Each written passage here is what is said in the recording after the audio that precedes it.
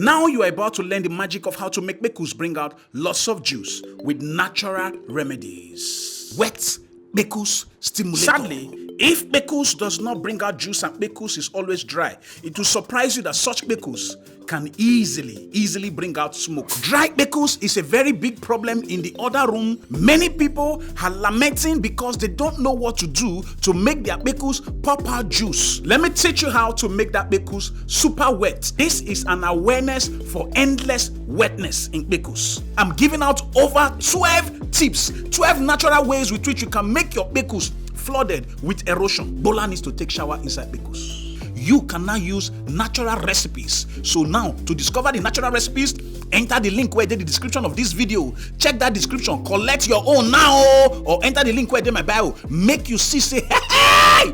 Your Pekus go, they overflow like ocean. Not just recipes, recipes, natural recipes. What you fit easily do for your house. You know they go store, they go buy them.